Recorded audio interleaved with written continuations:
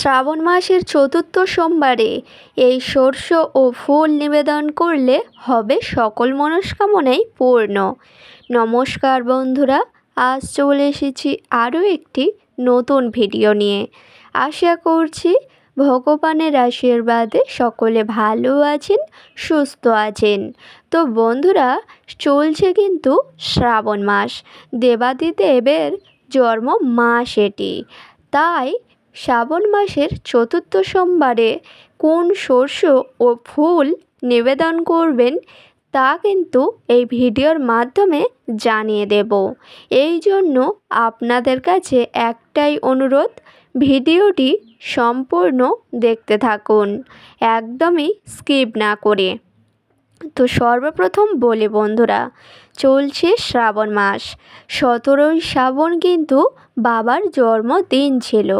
আর এই দিনে হয়তো হিন্দু শাস্ত্রে, হিন্দু ঘরে প্রত্যেকেই কিন্তু বাবার মাথায় জল অর্পণ করেছেন।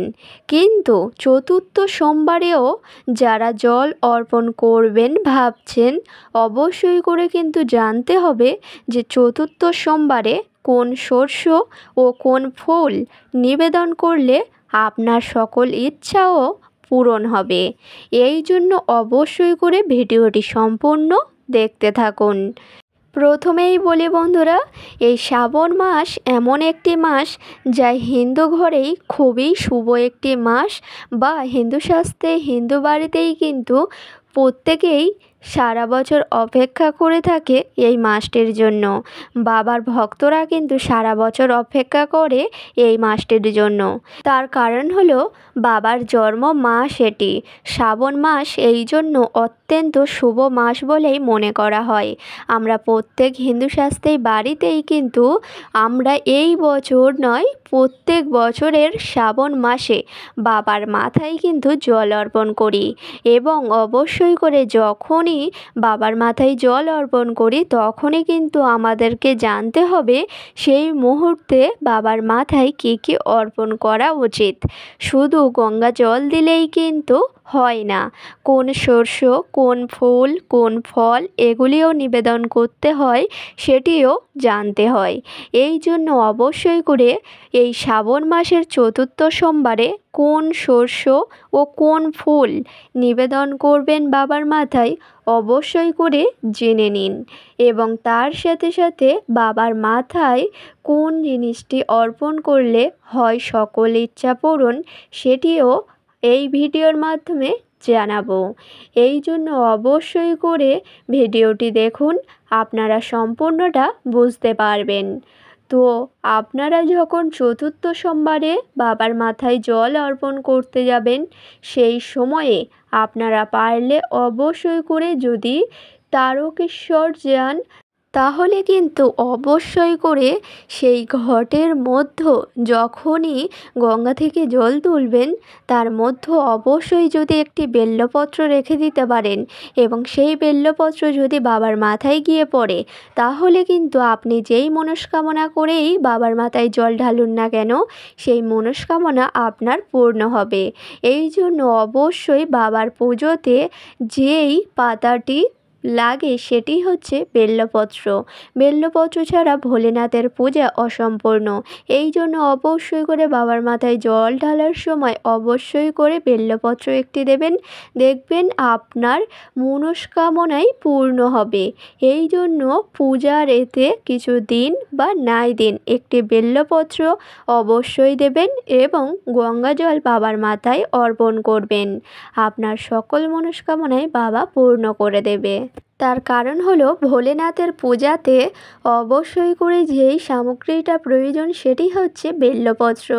একটি বেলপত্রই বাবা সন্তুষ্ট হয়ে থাকেন। এই জন্য অবশ্যই করে আপনারা যখন চতুর্থ সোমবারে বাবার মাথায় জল অর্পণ করতে যাবেন, কোন কোন সামগ্রী লাগবে তা নিয়ে এই ভিডিওর মাধ্যমে জানাবো।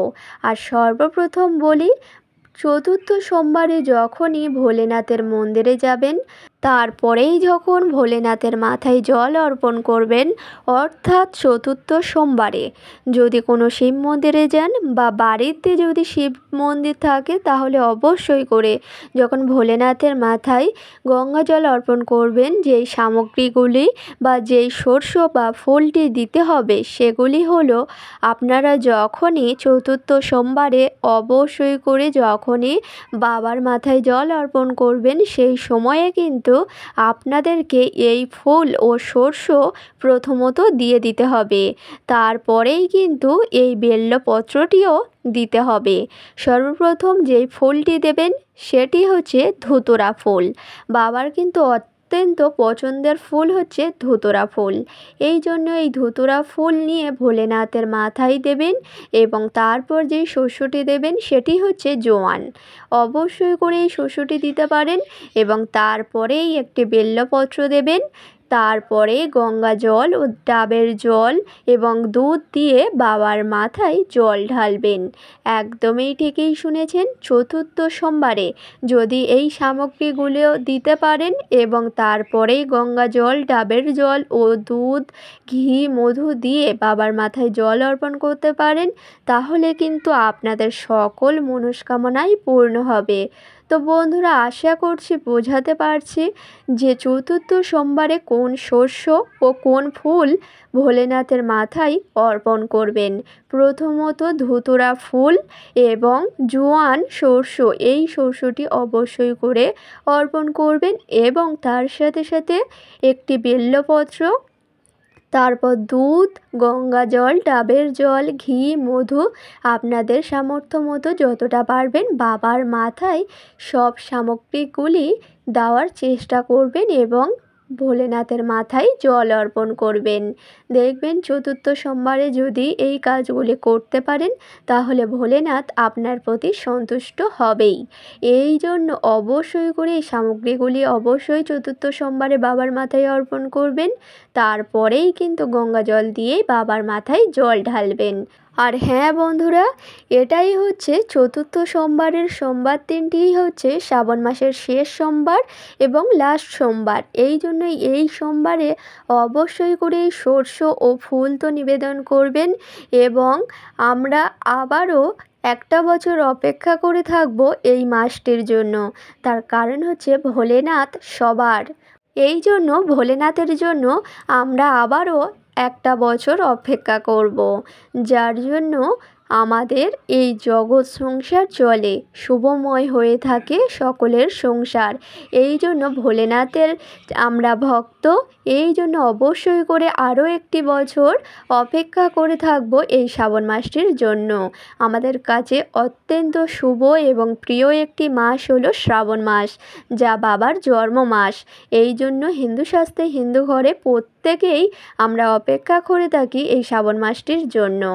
তো বন্ধুরা, অবশ্যই করে কিন্তু চতুর্থ সোমবারে বা লাস্ট সোমবারে অবশ্যই শস্য ও ফুল নিবেদন করবেন এবং ভোলেনাথের কাছে জানাবেন আপনাদের সকল ইচ্ছা ও মনস্কামনা, এবং দেখবেন আপনাদের সকল ইচ্ছা ও মনস্কামনা পূর্ণ হয়ে যাবে।